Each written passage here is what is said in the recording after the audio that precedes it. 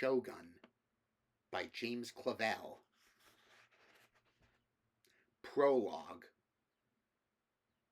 The gale tore at him, and he felt its bite deep within, and he knew that if they did not make landfall in 3 days, they would all be dead. Too many deaths on this voyage, he thought. I'm pilot major of a dead fleet. 1 ship left out of 5. 28 men from a crew of 107, and now only 10 can walk and the rest near death, and our Captain General one of them. No food, almost no water, and what there is, brackish and foul. His name was John Blackthorne, and he was alone on deck but for the bowsprit lookout, Salomon the Mute, who huddled in the lee, searching the sea ahead. The ship heeled in a sudden squall, and Blackthorne held onto the arm of the sea chair that was lashed near the wheel on the quarter-deck until she righted, timbers squealing. She was the Erasmus, 260 tons, a 3-masted trader warship out of Rotterdam, armed with 20 cannon and sole survivor of the first expeditionary force sent from the Netherlands to ravage the enemy in the New World. The first Dutch ships ever to breach the secrets of the Strait of Magellan. 496 men, all volunteers. All Dutch except for 3 Englishmen. 2 pilots, 1 officer. Their orders, to plunder Spanish and Portuguese possessions in the New World and put them to the torch. To open up permanent trading concessions, to discover new islands in the Pacific Ocean that could serve as permanent bases, and to claim the territory for the Netherlands, and, within 3 years, to come home again. Protestant Netherlands had been at war with Catholic Spain for more than 4 decades, struggling to throw off the yoke of their hated Spanish masters. The Netherlands, sometimes called Holland, Dutchland, or the Low Countries, were still legally part of the Spanish Empire. England, their only allies, the first country in Christendom to break with the papal court at Rome and become Protestant some 70-odd years ago, had also been warring on Spain for the last 20 years, and openly allied with the Dutch for a decade. The wind freshened even more, and the ship lurched. She was riding under bare poles but for storm topsails. Even so, the tide and the storm bore her strongly towards the darkening horizon. There's more storm there, Blackthorne told himself, and more reefs and more shoals, and unknown sea. Good. I've set myself against the sea all my life, and I've always won. I always will. From first English pilot ever to get through Magellan's Pass. Yes, the first. And first pilot ever to sail these Asian waters, apart from a few bastard Portuguese or motherless Spaniards who still think they own the world. First Englishman in these seas. So many firsts. Yes, and so many deaths to win them. Again he tasted the wind and smelled it, but there was no hint of land. He searched the ocean, but it was dull gray and angry. Not a fleck of seaweed or a splash of color to give a hint of a sanding shelf. He saw the spire of another reef far on the starboard quarter, but that told him nothing. For a month now outcrops had threatened him, but never a sight of land. This ocean's endless, he thought.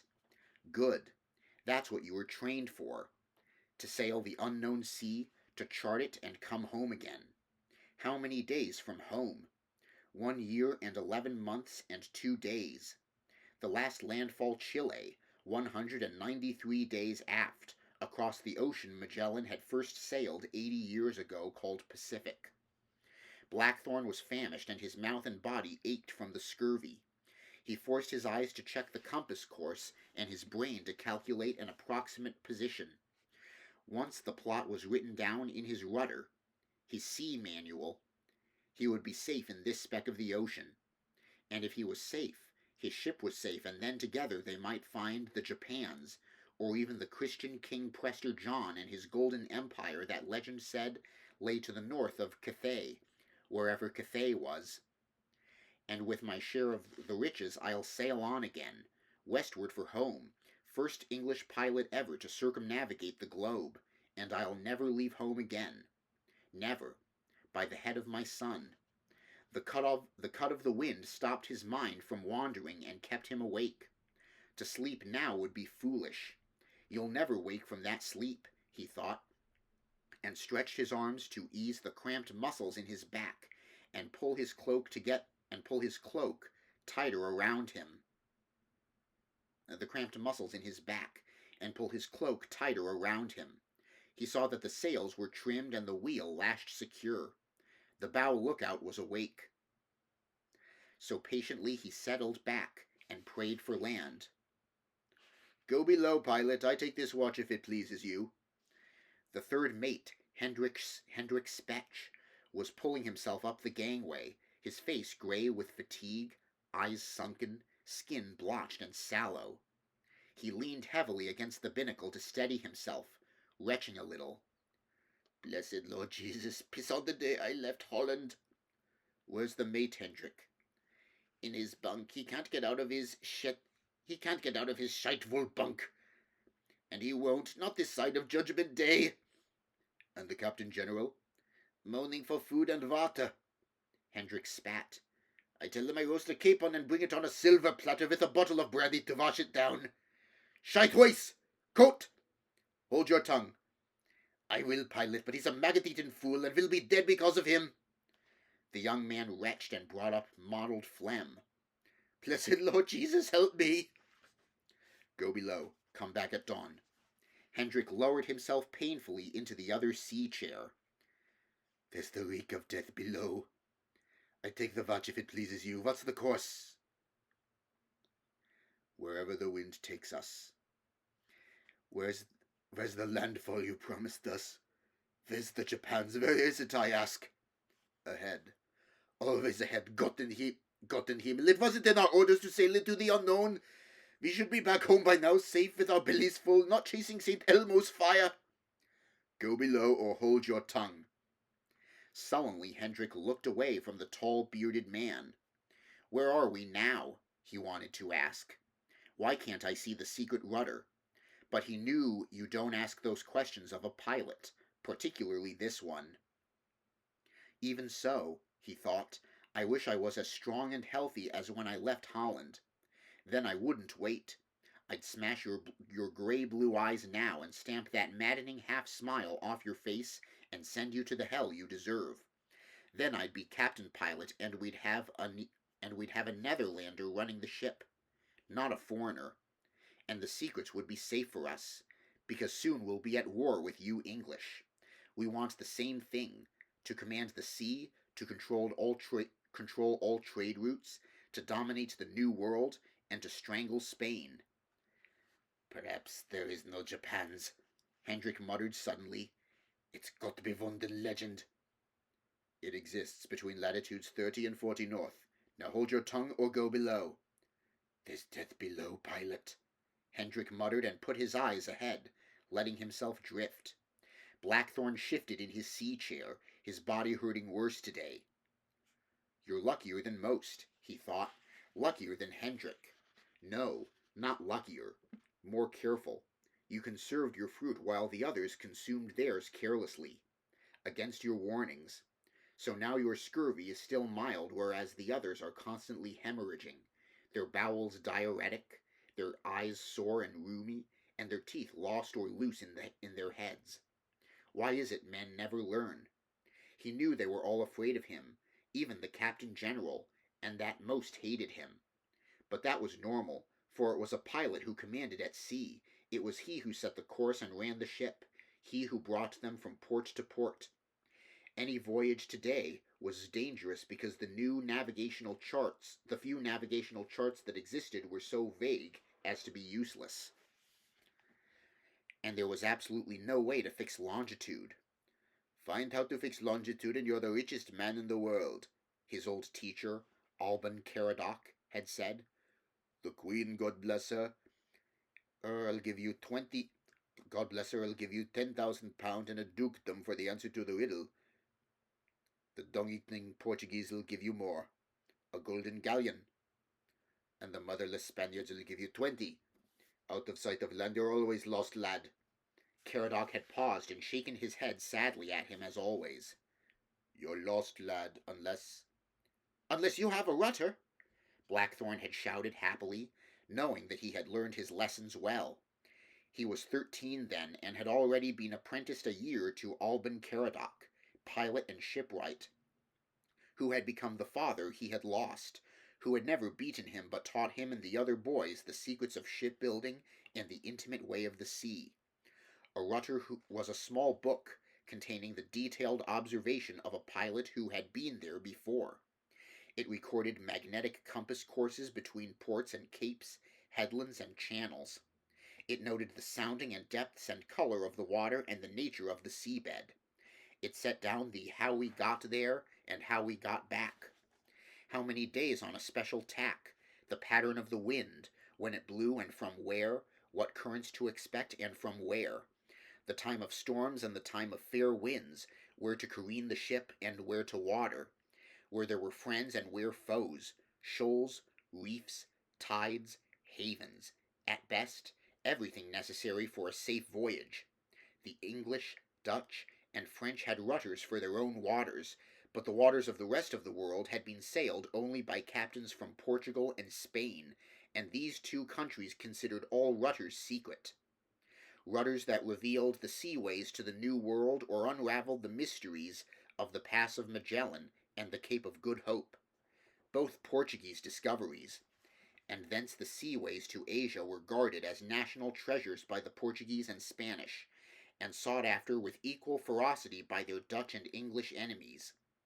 But a rudder was only as good as the pilot who wrote it, the scribe who hand-copied it, the very rare printer who printed it, or the scholar who translated it.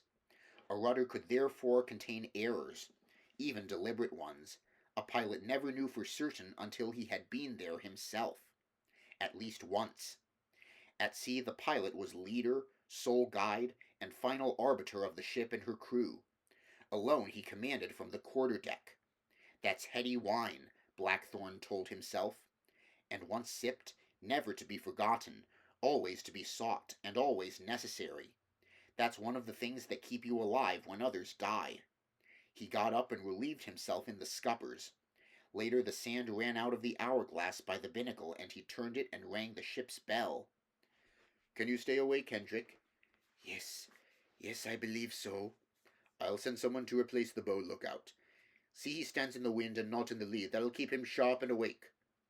For a moment he wondered if he should turn the ship into the wind and heave to for the night, but he decided against it, went down the companionway, and opened the forecastle door. The companionway led into the crew's quarters. The cabin ran the width of the ship and had bunks and hammock space for 120 men. The warmth surrounded him, and he was grateful for it and ignored the ever-present stench from the bilges below. None of the 20-odd men moved from his bunk. Get aloft, Matsucker, he said in Dutch, the lingua franca of the Low Countries, which he spoke perfectly, along with Portuguese and Spanish and Latin. I'm near death, the small, sharp-featured man said, cringing deeper into the bunk. I'm sick. Look, the scurvy's taken all my teeth. Lord Jesus help us, we'll all perish. If it wasn't for you, we'd all be home now, safe. I'm a merchant. I'm not a seaman. I'm not part of the crew. Take someone else. Johan, there's...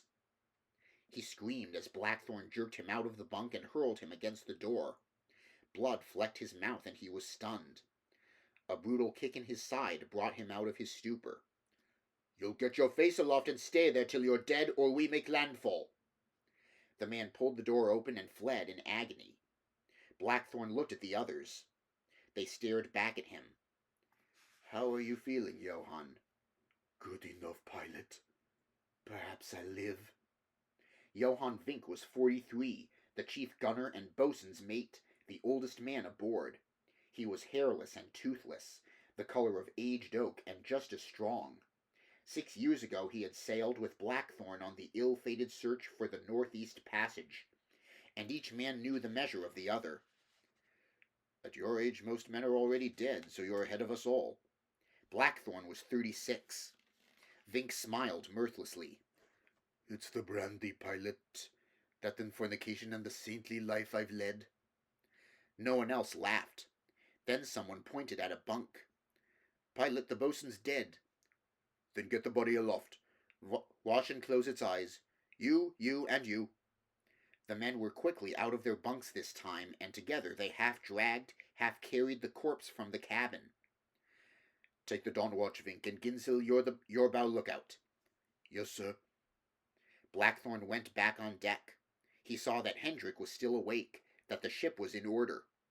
The relieved lookout, Salomon, stumbled past him, more dead than alive, his eyes puffed and red from the cut of the wind. Blackthorn crossed to the other door and went below. The passageway led to the great cabin aft, which was the Captain General's quarters and magazine. His own cabin was starboard, and the other, to port, was usually for the three mates. Now Bacchus von Neck, the chief merchant, Hendrik, the third mate, and the boy, Croak, shared it. They were all very sick. He went into the great cabin. The Captain General, Paulus Spilbergen, was lying half-conscious in his bunk. He was a short, florid man, normally very fat, now very thin, the skin of his paunch hanging slackly in folds. Blackthorn took a water flagon out of a secret drawer and helped him drink a little. Thanks, Spilbergen said weakly. Where's land? Where's land? Ahead, he replied, no longer believing it, then put the flagon away, closed his ears to the whines, and left, hating him anew.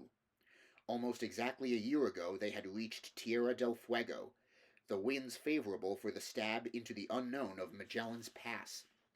But the Captain General had ordered a landing to search for gold and treasure. Christ Jesus, look ashore, Captain General. There's no treasure in those wastes. Legend says it's rich with gold and we can claim the land for the glorious Netherlands. The Spaniards have been there in strength for 50 years. Perhaps, but perhaps not this far south, Pilot Major. This far south, the seasons are reversed. May, June, July, August are dead winter here. The rudder says the timing's critical to get through the straits. The winds turn in a few weeks, then we'll have to stay there, winter here, for months. How many weeks, Pilot? The rudder says 8, but seasons don't stay the same. Then we'll explore for a couple of weeks. That gives us plenty of time, and then, if necessary, we'll go north again and sack a few more towns, eh, gentlemen? We've got to try now, Captain General. The Spanish have very few warships in the Pacific.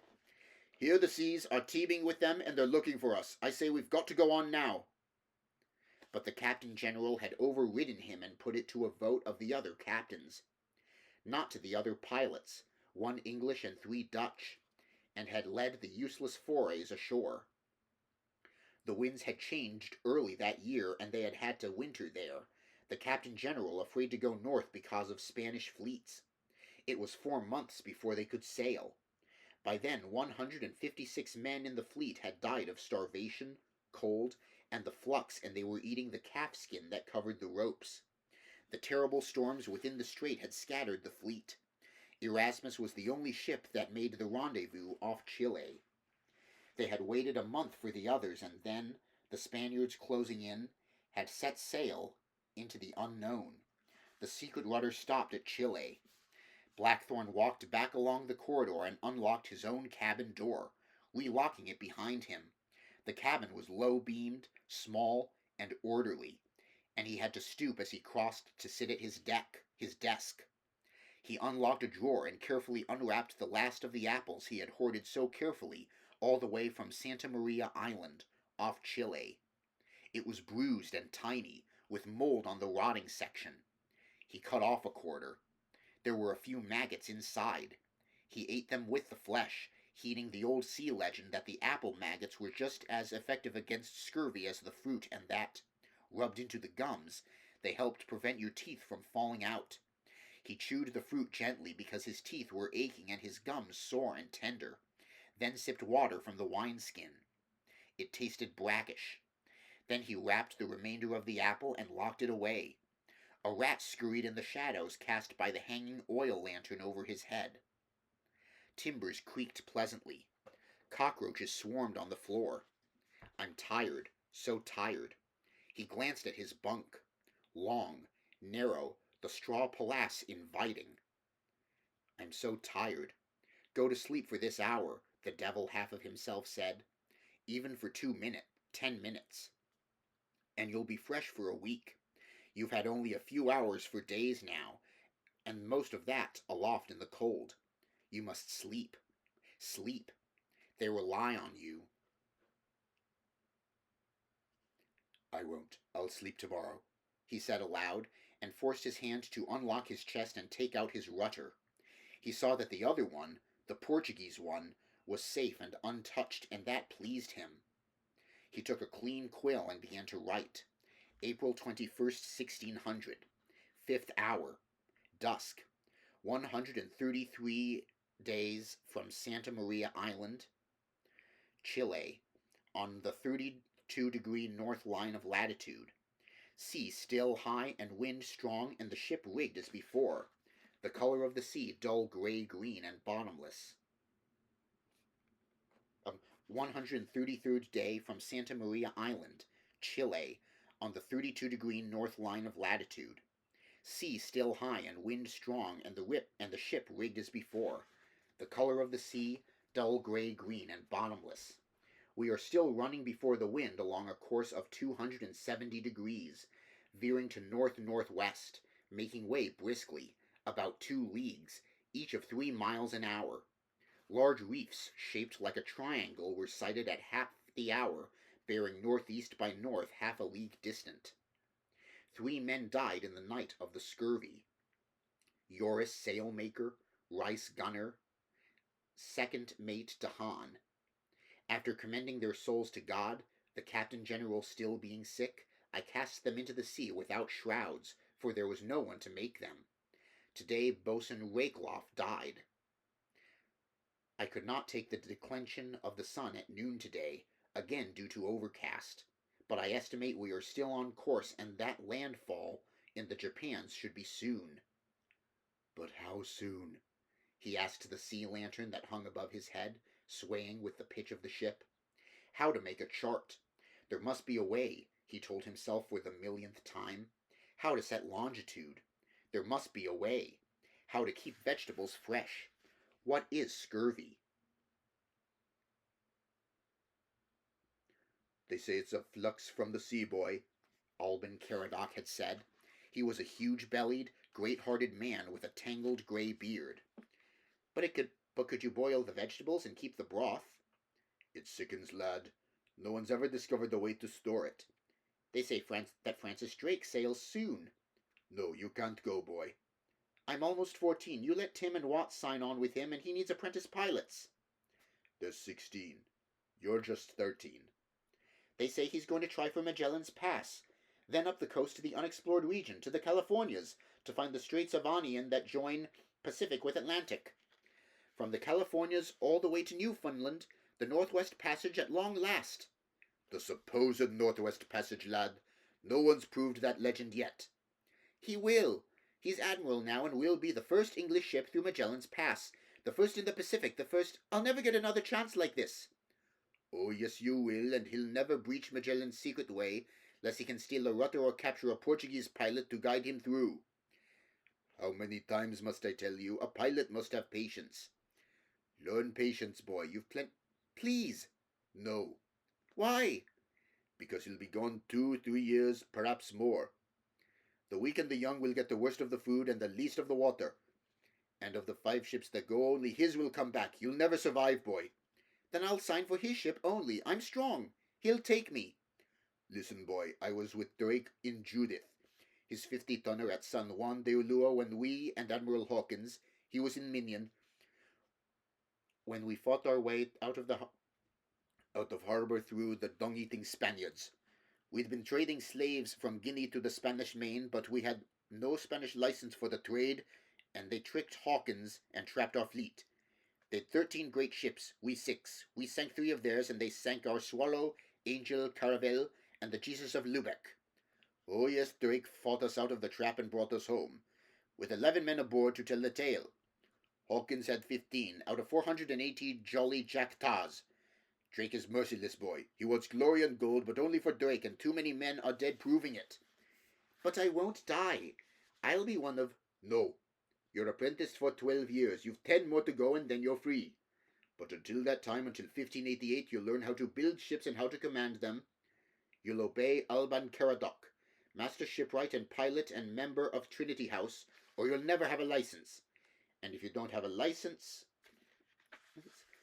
you'll never pilot any ship in English waters. You'll never command the quarterdeck of any English ship in any waters, because that was good King Harry's law, God rest his soul. It was the great whore Mary Tudor's law, may her soul burn in hell. It's the Queen's law, may she reign forever. It's England's law, and the best sea law that's ever been. Blackthorn remembered how he had hated his master then, and hated Trinity House, the monopoly created by Henry VIII in 1514 for the training and licensing of all English pilots and masters, and hated his 12 years of semi-bondage, without which he knew he could never get the one thing in the world he wanted. And he had hated Alban Caradoc even more when, to everlasting glory, Drake and his 100-ton sloop, the Golden Hind, had miraculously come back to England after disappearing for 3 years, the first English ship to circumnavigate the globe, bringing with her the richest haul of plunder aboard ever brought back to those shores, an incredible 1.5 million sterling in gold, silver, spices, and plate. That 4 of the 5 ships were lost, and 8 out of every 10 men were lost, and Tim and Watt were lost, and a captured Portuguese pilot had led the expedition for Drake through the Magellan into the Pacific did not assuage his hatred. That Drake had hanged one officer, excommunicated the chaplain Fletcher, and failed to find the Northwest Passage did not detract from national admiration. The Queen took 50% of the treasure and knighted him. The gentry and merchants who had put up the money for the expedition received 300% profit and pleaded to underwrite his next corsair voyage. And all seamen begged to sail with him, because he did get plunder, he did come home, and, with their share of the booty, the lucky few who survived were rich for life. I would have survived, Blackthorn told himself. I would. And my share of the treasure then would have been enough to... "What's for right?" Reef ahead. He felt the cry at first more than he heard it. Then, mixed with the gale, he heard the wailing scream again. He was out of the cabin and up the companionway onto the quarterdeck, his heart pounding, his throat parched. It was dark night now and pouring, and he was momentarily exulted, for he knew that the canvas rain traps, made so many weeks ago, would soon be full to overflowing. He opened his mouth to the near horizontal rain and tasted its sweetness, then turned his back on the squall. He saw that Hendrik was paralyzed with terror. The bow lookout, Motsucker, cowered near the prow, shouting incoherently, pointing ahead. Then he too looked beyond the ship. The reef was barely 200 yards ahead, great black claws of rocks pounded by the hungry sea. The foaming line of surf stretched port and starboard, broken intermittently. The gale was lifting huge swaths of spume and hurling them at the night blackness. A forepeak halyard snapped and the highest topgallant spar was carried away. The mast shuddered in its bed but held, and the sea bore the ship inexorably to its death. "All hands on deck!" Blackthorn shouted, and rang the bell violently. The noise brought Hendrik out of his stupor. "We're lost!" he screamed in Dutch. "Oh, Lord Jesus, help us!" "Get the crew on deck, you bastard! You've been asleep! You've both been asleep!" Blackthorn shoved him toward the companionway, held onto the wheel, slipped the protecting lashing from the spokes, braced himself, and swung the wheel hard aport. He exerted all his strength as the rudder bit into the torrent. The whole ship shuddered. Then the prow began to swing with increasing velocity as the wind bore down, and soon they were broadside to the sea and the wind. The storm topsails bellied and gamely tried to carry the weight of the ship, and all the ropes took the strain, howling. The following sea towered above them, and they were making way, parallel to the reef, when he saw the great wave. He shouted a warning at the men who were coming from the forecastle, and hung on for his life. The sea fell on the ship, and she heeled, and he thought they'd floundered, but she shook herself like a wet terrier and swung out of the trough. Water cascaded away through the scuppers, and he gasped for air. He saw that the corpse of the boatswain that had been put on deck for burial tomorrow was gone, and that the following wave was coming in even stronger. It caught Hendrik and lifted him, gasping and struggling, over the side and out to sea. Another wave roared across the deck, and Blackthorn locked one arm through the wheel, and the water passed him by. Now Hendrik was 50 yards to port. The wash sucked him back alongside. Then a giant comber threw him high above the ship, held him there for a moment shrieking, then took him away and pulped him against a rock spine and consumed him. The ship nosed into the sea, trying to make way. Another halyard gave, and the block and tackle swung wildly until it tangled with the rigging. Vink and another man pulled themselves onto the quarterdeck and leaned on the wheel to help. Blackthorn could see the encroaching reef to starboard, nearer now. Ahead and to port there were more outcrops, but he saw gaps here and there. "Get aloft, Vink! Foresails ho!" Foot by foot, Vink and two seamen hauled themselves into the shrouds of the foremast rigging as others, below, leaned on the ropes to give them a hand. "Watch out forward!" Blackthorn shouted. The sea foamed along the deck and took another man with it, and brought the corpse of the boatswain aboard again. The bow soared out of the water and smashed down once more, bringing more water aboard. Vink and the other men cursed the sail out of its ropes. Abruptly it fell open, cracked like a cannonade as the wind filled it, and the ship lurched. Vink and his helpers hung there, swaying over the sea. Then began their descent. "Reef ahead!" Vink screamed. Blackthorn and the other man swung the wheel to starboard. The ship hesitated, then turned and cried out as the rocks, barely awash, found the side of the ship. But it was an oblique blow, and the rock nose crumbled. The timbers held safe, and the men aboard began to breathe once more. Blackthorn saw a break in the reef ahead and committed the ship to it. The wind was harder now, the sea more furious. The ship swerved with a gust, and the wheel spun out of their hands. Together they grabbed it and set her course again, but she bobbed and twisted drunkenly. Sea flooded aboard and burst into the forecastle, smashing one man against the bulkhead, the whole deck awash like the one above. "Man the pumps!" Blackthorn shouted. He saw two men go below. The rain was slashing his face, and he squinted against the pane. The binnacle light and aft riding light had long since been extinguished. Then, as another gust shoved the ship farther off course, the seaman slipped, and again the wheels spun out of their grasp. The man shrieked as a spoke smashed the side of his head, and he lay there at the mercy of the sea. Blackthorn pulled him up and held him until the frothing comber had passed. Then he saw that the man was dead, so he let him slump into the sea chair, and the next sea cleaned the quarterdeck of him. The gulch through the reef was 3 points to windward, and, try as he could, Blackthorn could not gain way. He searched desperately for another channel, but knew there was none.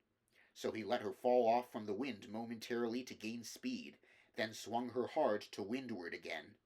She gained way a fraction and held course. There was a wailing, tormented shudder as the keel scraped the razor spines below, and all aboard imagined they saw the oak timbers burst apart and the sea flood in. The ship reeled forward, out of control now.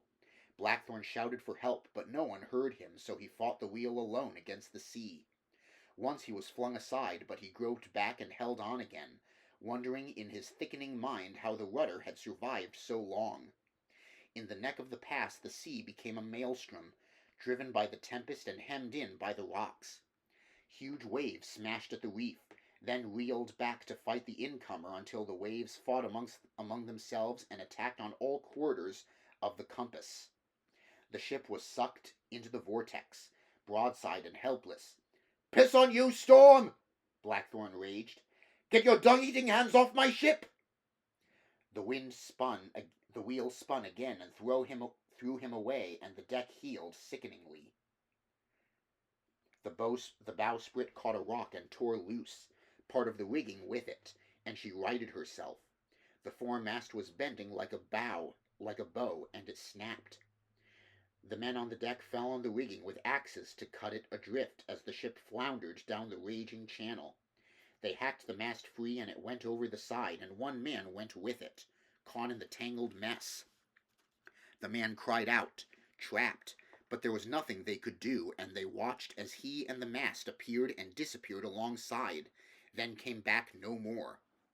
Vink and the others who were left looked back at the quarter-deck, and saw Blackthorn defying the storm like a madman. They crossed themselves and doubled their prayers, some weeping with fear, and hung on for life. The strait broadened for an instant, and the ship slowed. But ahead it narrowed ominously again, and the rocks seemed to grow, to tower over them. The current ricocheted off one side, taking the ship with it, turned her abeam again, and flung her to her doom. Blackthorn stopped cursing the storm and fought the wheel to port and hung there, his muscles knotted against the strain. But the ship knew not her rudder, and neither did the sea. "Turn, you whore from hell!" he gasped, his strength ebbing fast. "Help me!" The sea race quickened, and he felt his heart near bursting, but still he strained against the press of the sea. He tried to keep his eyes focused, but his vision reeled, the colors wrong and fading. The ship was in the neck and dead, but just then the keel scraped a mud shoal. The shock turned her head. The rudder bit into the sea, and then the wind and the sea joined to help, and together they spun her before the wind, and she sped through the pass to safety, into the bay beyond.